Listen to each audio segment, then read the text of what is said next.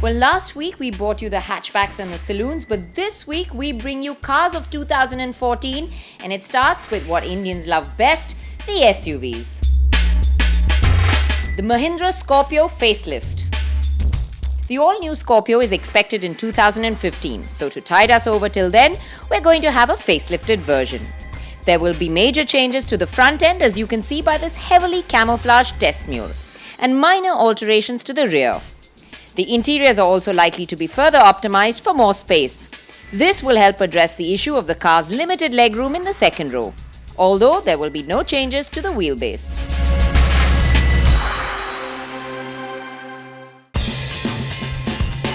The SKODA YETI facelift.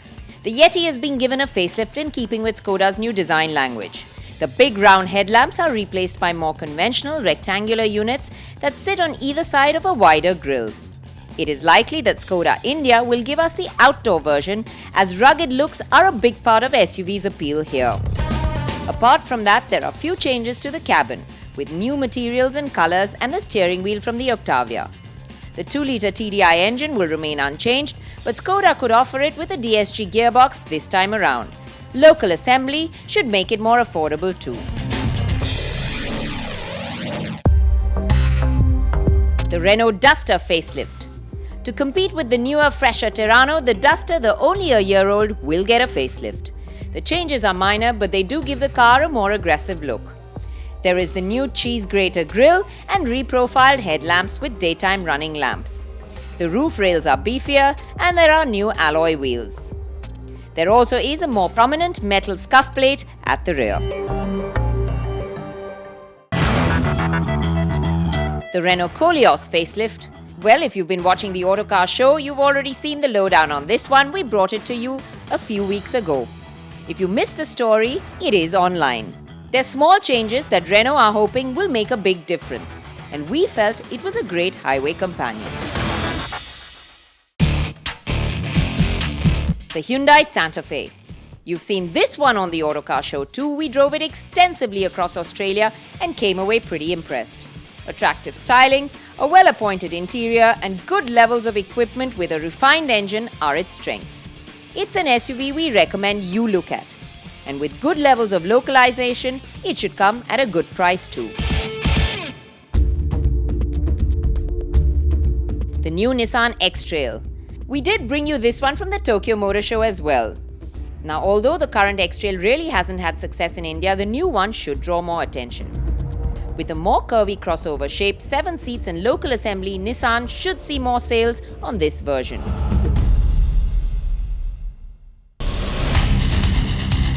Porsche Macan. Though Porsche makes some of the most mouth-watering sports cars, what's sold best for it in India is the SUV Cayenne. So the smaller, more affordable Macan will definitely be a hit. At the top of the range will be a turbocharged 3.6-litre V6 called the Macan Turbo. Below it will be a naturally aspirated version of the same engine in the Macan S, and there will also be a 3-litre V6 turbo diesel.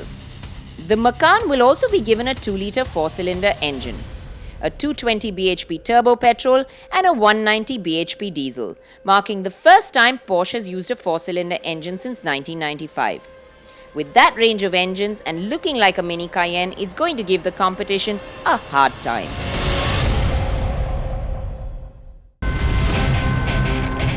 The Range Rover EVOQUE 9-speed. With the Macan coming in, Range Rover are not going to sit still. Though not a true facelift, the EVOQUE will come with the superb ZF 9-speed gearbox that we drove and showed you earlier in the year. It will not only make it more fuel efficient, but give it better performance and more refinement too.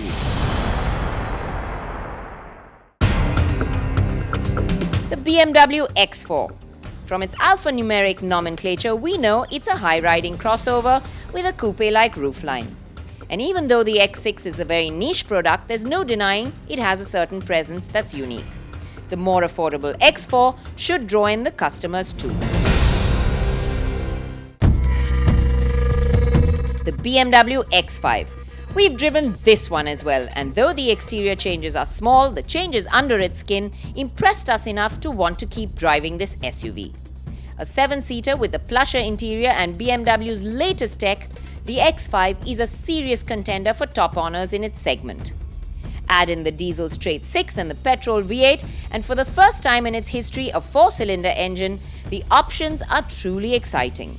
The X5 xDrive 25D uses the same 218 bhp 2-litre diesel engine as the new 525D, and it's the torque from this twin-turbo motor combined with the 8-speed automatic gearbox that makes all the difference. The Audi Q7. It's the oldest model in Audi's lineup and it's starting to feel a little old. And the wait might be worth it because the new Q7 will be based on a new super SUV platform that will be shared with more of Volkswagen Group brands like the Bentley and the Lamborghini. It's called the MLB Evo platform and has been designed for taller cars or SUVs. It will debut with the new Q7, and the biggest news is that the car will be about 300 kg lighter than its predecessor. The car will of course be more spacious and larger and should be the first production model to show off the company's edgier new family look. Expect the entire range of turbocharged V6 and V8 petrols to continue, but with significant updates. Still, a late-in-the-year launch has given the competition a head start.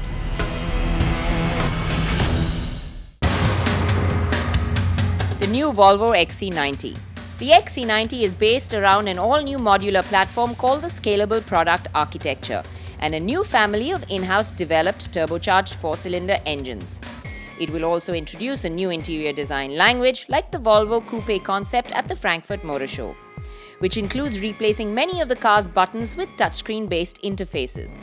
Some of the engines may also be combined with electric motors to provide added power and 4-wheel drive, and this configuration is likely to power the new XC90. Well, moving from SUVs to the more practical MPVs, here's what you can expect. The Datsun Go Plus. The Go Plus is identical to the hatch all the way to the rear wheel, and only the overall length has been increased to 3995 mm to accommodate the third row.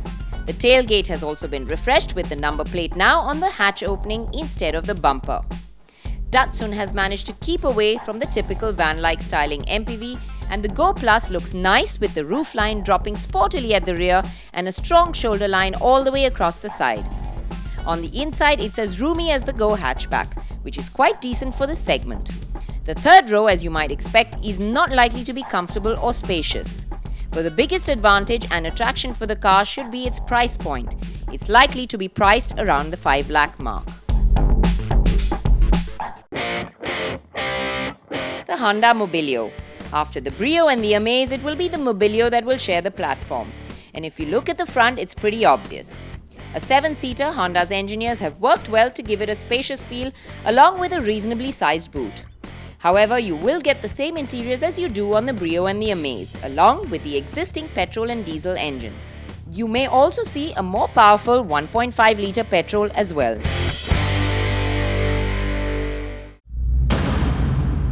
The Hyundai MPV. The company showed us the Hexa Space concept codenamed HND7 at the Auto Expo in 2012. And although the concept's radical staggered seating probably won't make production, we expect the overall look to resemble the concept quite closely. The Force Motors MPV. Force Motors is going to sink its teeth a little deeper into the passenger car segment by introducing its first MPV. What's clear from the spy photos is that it will be based on the Mercedes-Benz Viano MPV, which is much larger than the current crop of MPVs on sale in India. It will also use a Mercedes engine, the 139 bhp 2.2-litre OM611 engine with a common rail system.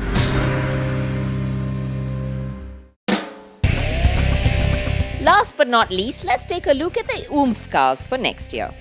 The new Porsche 911 Turbo. This 911 iteration is the most powerful and Porsche says the most advanced turbo it has ever built.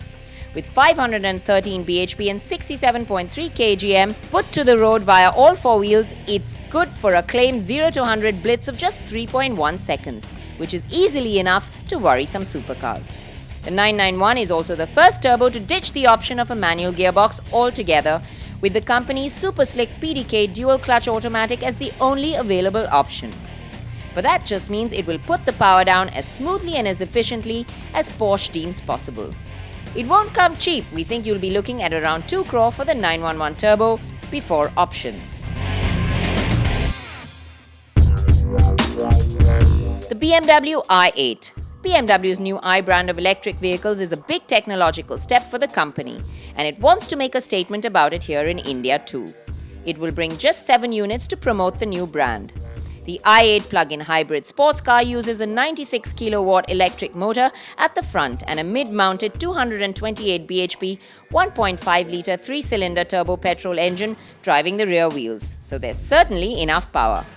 A lightweight carbon fiber and aluminium construction and BMW's obsession with perfect weight distribution means that it handles like a proper sports car too.